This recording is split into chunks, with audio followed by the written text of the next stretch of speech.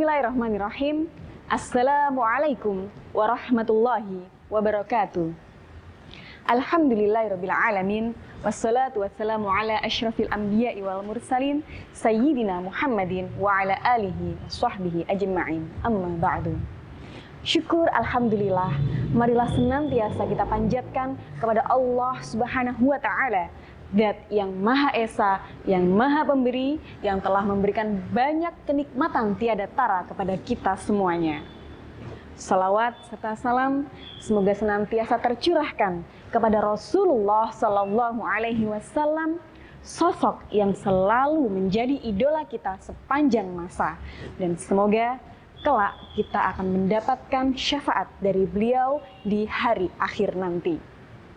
Saudaraku yang berbahagia, saya Qurratu Aini akan menyampaikan sebuah ceramah singkat yang berjudul Medsosmu Ladang Pahalamu.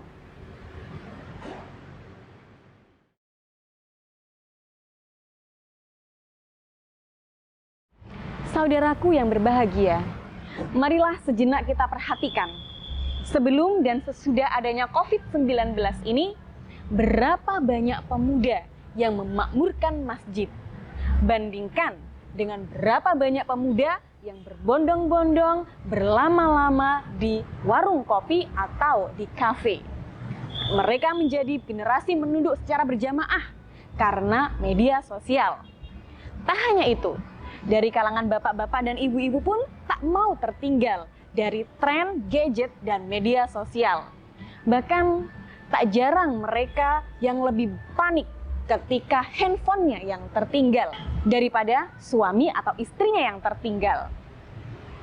Saudaraku yang dirahmati Allah, tentu kita semuanya tahu bahwa saat ini kita telah memasuki masa di mana berbicara suara tanpa perlu bersuara, melihat tanpa perlu bertatap muka, dan memanggil tanpa harus berteriak.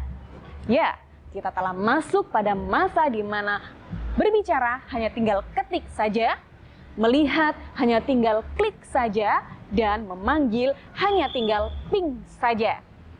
Media sosial telah menjadi budaya, mulai dari yang hanya melihat-lihat hingga yang beradu pendapat, mulai dari yang tingkahnya dibuat-buat sampai yang terang-terangan berbuat maksiat.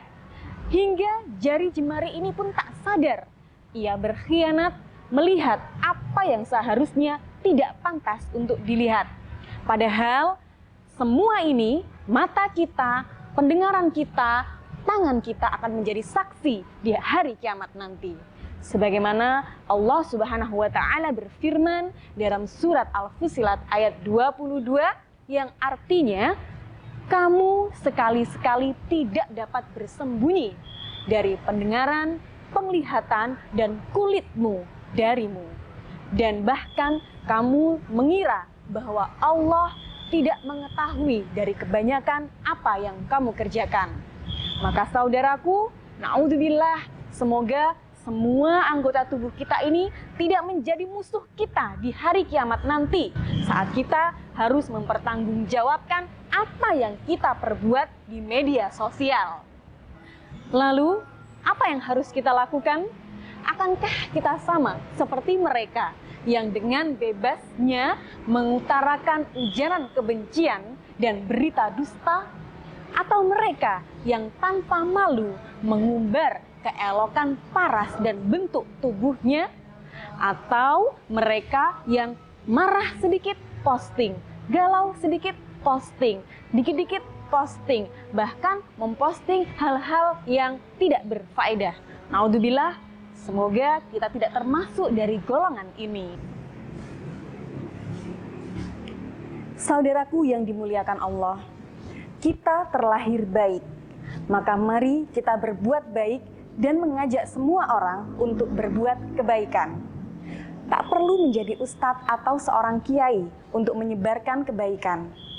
Dakwah atau menyebarkan kebaikan bukanlah sebuah profesi. Tetapi apapun profesi kita, hendaklah kita menyebarkan kebaikan kepada sesama. Karena hal ini adalah perintah Allah sebagaimana yang termaktub dalam firman-Nya dalam Al-Quran surat Ali Imran ayat 104. A'udzu billahi minasyaitonir rajim. Wal takum minkum ummatun yad'una ilal khair wa ya'muruna bil ma'rufi wa yanhauna 'anil munkar wa ulaika humul muflihun. Yang artinya, hendaklah ada di antara golongan kalian orang-orang yang menyeru pada kebaikan, yang menyuruh pada yang ma'ruf, dan yang mencegah kepada keburukan. Mereka itulah orang-orang yang beruntung. Saudaraku, dakwah tidak harus di atas mimbar, pun tak melulu menggunakan sorban. Mari kita selalu mengajak kepada kebaikan. Saudaraku yang dimuliakan Allah, Rasulullah Shallallahu Alaihi Wasallam bersabda, bertakwalah kepada Allah dimanapun engkau berada, dan iringilah setiap keburukan dengan kebaikan. Niscaya kebaikan itu akan menghapus keburukan itu. Dan pergaulilah manusia dengan akhlak yang baik. Dengan berpegang pada hadis ini, maka mari kita mengambil peran di tengah ramainya konten-konten negatif yang beredar di media sosial, maka mari kita bersihkan dengan menyebarkan konten-konten positif yang bermanfaat dan menginspirasi, dan kita jadikan media sosial kita sebagai ladang dakwah dan ladang pahala. Lalu, bagaimanakah caranya agar media sosial kita menjadi ladang pahala bagi kita? Yang harus kita lakukan pertama adalah kita harus membangun kedekatan kepada Allah. Dengan begitu, kita akan bercahaya dan cahaya kita akan menyinari yang lainnya. Kemudian, yang kedua, sesuaikan konten dakwah kita dengan kebutuhan umat dan kemampuan kita.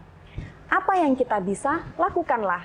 Jika kita bisa membuat foto atau video dakwah, lakukanlah. Jika kita bisa menulis konten-konten positif, lakukanlah. Jika kita bisa memposting postingan orang lain, foto atau tulisan orang lain, lakukanlah. Selama itu benar, selama itu baik. Selanjutnya, yang keempat adalah perbanyak mencari ilmu dari berbagai sumber. Yang kelima, perbanyak silaturahim dengan sesama kita. Kemudian yang keenam, mulai dari yang sederhana, mulai dari yang terdekat, dan mulai dari yang mudah kita lakukan. Kita ingat, kita minimalkan untuk tidak sampai memposting hal-hal yang negatif.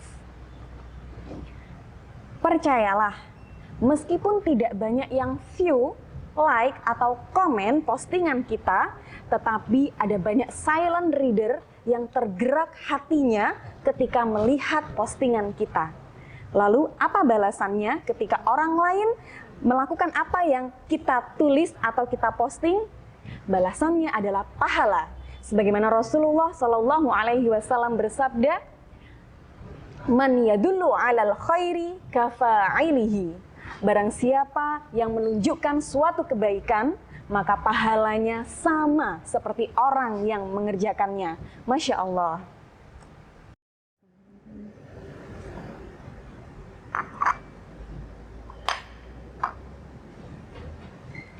Sahabatku yang berbahagia, di dunia ini ada dua golongan makhluk. Yang pertama, golongan penolong syaitan, di mana mereka mengajak manusia menuju kesesatan. Dan golongan yang kedua adalah para penolong Allah dan Rasulullah. Mereka adalah yang mengajak pada kebaikan. Maka termasuk golongan manakah kita? Demikianlah sedikit yang bisa saya sampaikan. Semoga bermanfaat untuk saudara semuanya. Mari kita berbaris dalam dakwah dan berpeluk dalam ukhuwah. Semoga bermanfaat. Kurang lebihnya saya mohon maaf yang sebesar-besarnya. Fastabiqul khairat. Nun wal qalami wa ma yasturun. Wassalamualaikum warahmatullahi wabarakatuh.